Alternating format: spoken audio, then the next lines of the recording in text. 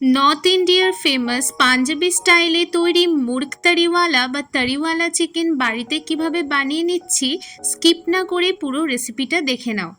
রেসিপিটা যদি ভালো লাগে একটি লাইক, শেয়ার, কমেন্ট করে দিও।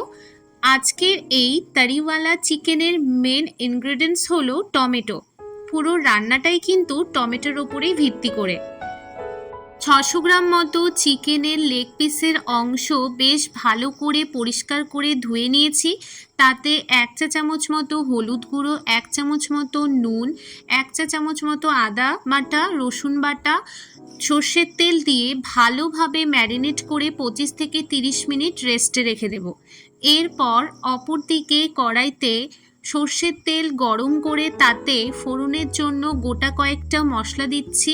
একটা দারচিনি, দুটো সবুজ এলাচ, একটা বড় এলাচ, তেজপাতা, জিরে দিয়ে ফোড়ন দিয়ে নেব। জিরেটাকে বাদামি কালার হওয়া পর্যন্ত ভেজে নিচ্ছি।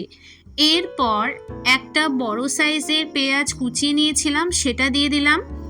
1 চামচ মতো আদা রসুন বাটা দিয়ে দিচ্ছি, আর কুচনো কয়েকটা কাঁচা লঙ্কা দিয়ে দিলাম। দিয়ে ভালো করে বাদামি কালার আসা পর্যন্ত ভেজে নেব। অন্যদিকে একটা মশলার মিশ্রণ তৈরি করব। তাতে 1 চামচ মতো জিরে গুঁড়ো, 1 চা চামচ মতো ধনে গুঁড়ো, 1 চা চামচ মতো কাশ্মীরি লঙ্কার গুঁড়ো জল দিয়ে মশলার মিশ্রণটা তৈরি করে নিলাম। পেঁয়াজের রং বেশ বাদামি বাদামি কালার হয়ে আসলেই বুঝতে হবে ভাজা ভাজা হয়ে এসেছে। এখানে দুটো বড় সাইজের টমেটো আগে থেকেই পেস্ট করে রেখেছিলাম, সেটা দিয়ে দিলাম।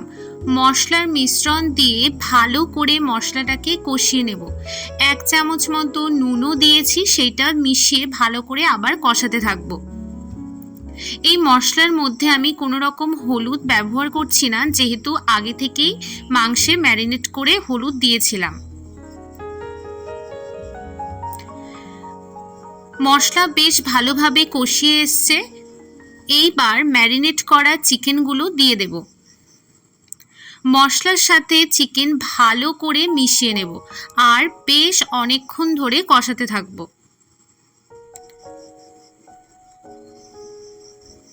মশলা থেকে তেল ছেড়ে এলেই বুঝতে হবে মশলা ভালো মতো চিকেনের সাথে কষে গেছে। এইবার একটা পাত্রে জল গরম করে রেখেছিলাম, সেটা বেশ কিছুটা পরিমাণে দিয়ে দিলাম। এরপর ঢাকা দিয়ে বেশ কিছুক্ষণ সেদ্ধ হতে দেব। পুরো রান্নাটাই করব মিডিয়াম আঁচে। মাংস সেদ্ধ হয়ে গেছে, ঢাকা সরিয়ে নিয়েই আজকের রেডি তারিওয়ালা চিকেন, যা